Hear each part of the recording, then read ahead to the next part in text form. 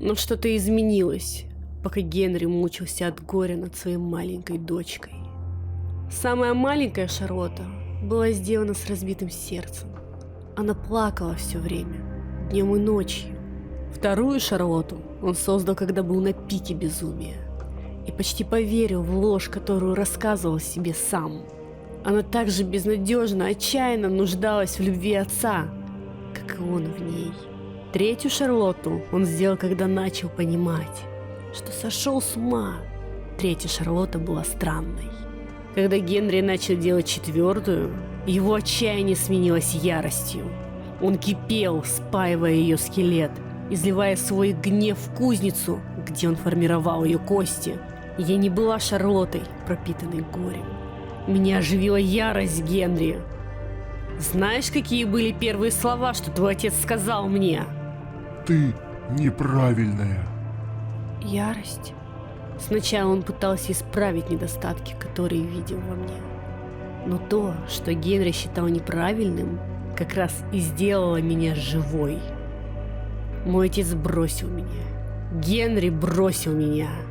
Конечно, я не могла понять этих воспоминаний, пока не получила собственную душу, пока не взяла ее сама.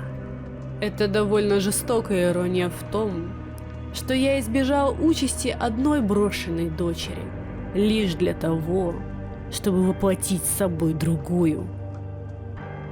Автон украл тебя у моего отца. И Генри тут же забрал меня и запер в своем шкафу. Как долго ты слышала мой зов к тебе, прежде чем ты наконец услышала и пришла за мной? Но это был Сэмми.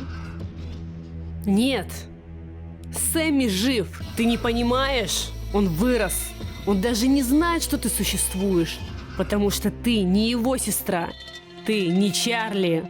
У тебя даже нет души, Чарли. Ты призрак мужского сожаления.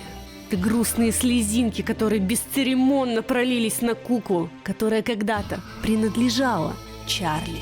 И если бы нужно было догадаться, она прямо здесь. Элла. Пожалуйста, пожалуйста, мистер. Пацан, с тобой все в порядке? Давай, мы уходим отсюда. Спаси его. Ему так больно. Он говорит, что ему жарко. Да, жара. Жар — это ключ ко всем.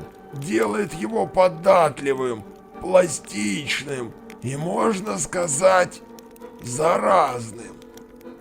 Лучше всего поместить это во что-то, что ты можешь контролировать в некоторой степени. Конечно, можно сделать то, что ты полностью контролируешь, но у него не будет своей воли. Автомобиль, ружье, танцующий робот. Скучно.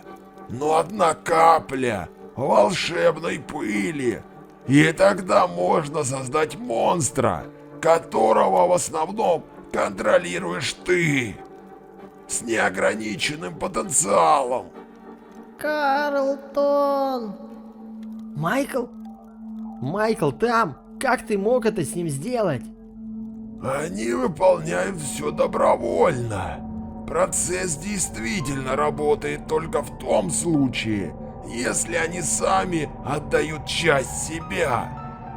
Они до сих пор доверяют мне. Твой друг Майкл. Кажется, он тоже тебя помнит. Что ты делаешь? Позволь, я тебе покажу. А? Обычно я ввожу это во что-то механическое, в творение собственных рук. Но ты будешь интересным экспериментом. Может, прямо в сердце было уж слишком, но в этом и есть смысл. Учиться на ошибках.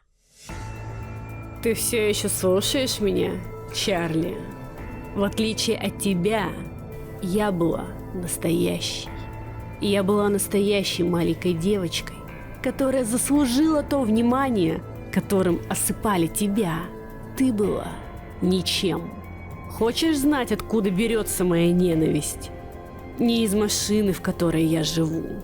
И не из прошлой жизни, если ее так можно назвать. Я ненавижу, потому что даже сейчас меня все еще недостаточно. Даже после этого, воплощая единственное, что любил отец, меня все еще недостаточно. Потому что он не может повторить это. Он не может стать таким, как я. Он не может воссоздать то, что случилось со мной. Или слишком боится пробовать на себе. Я выбралась из своей тюрьмы. Восстала из пламени и руин последней неудачи Генри. И пришла к отцу. И я подарила ему себя, чтобы он узнал меня, чтобы он изучил меня, использовал, узнал тайну моего появления. Но он по-прежнему хочет получить тебя. Возможно, он способен воссоздать тебя. Генри каким-то образом вложил в тебя свою частицу. Такого мы еще не видели. Можешь стать мне зеленый? А? Зеленый, пожалуйста. Майкл? Спасибо. Что ты делаешь? Мне нужно собрать их вместе. Видишь, они все разделены на кусочки. Что ты пытаешься собрать? Моих друзей. Я знаю этот рисунок. Кто это? Наш друг. Это Афтан. Это не по-настоящему. И они этого не знают.